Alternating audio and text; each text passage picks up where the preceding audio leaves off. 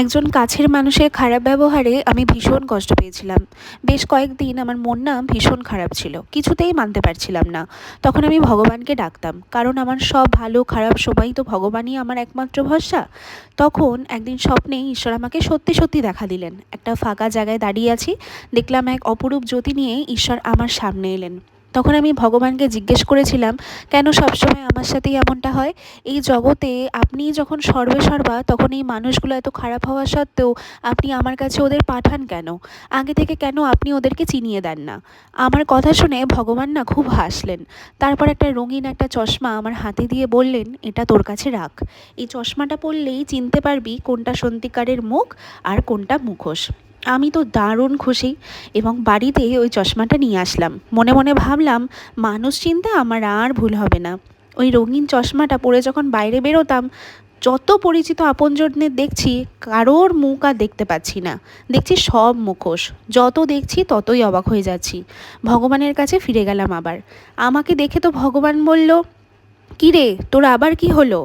আমি বললাম, এই চশমাতে তো পরিচিত আপনজনদের মুখটাই মুখোশ হিসেবে দেখছি, শুধুমাত্র বাবা মা আর হাতে গোটা দু একজন ছাড়া।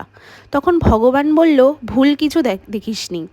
এই পৃথিবীতে বেশিরভাগ মানুষই মুখোশ পরে বসে আছে। তুই যদি জেনে যাস যে এরা সবাই মুখোশ পরা মানুষ, এই পৃথিবীতে তোরা টিকে থাকাটাই ভীষণ কঠিন হয়ে যাবে। তাই যত কম জানবি ততই ভালো।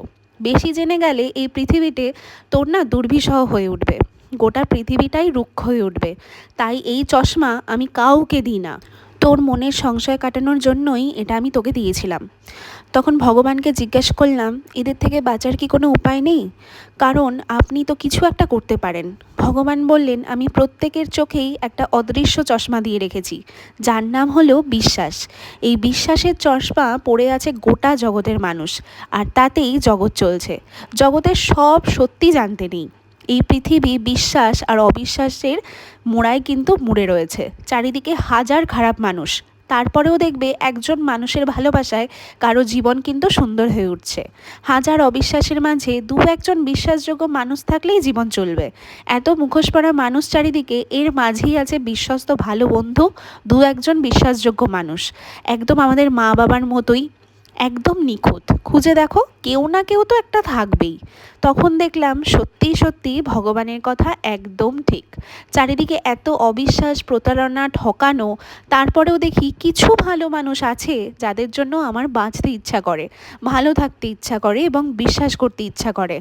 আমিও পেয়েছি এমন দু একজন মানুষ, চোখ বন্ধ করেই যাদেরকে বিশ্বাস করা যায়। আসলে বিশ্বাস করতেই হয়। বিশ্বাস ঈশ্বর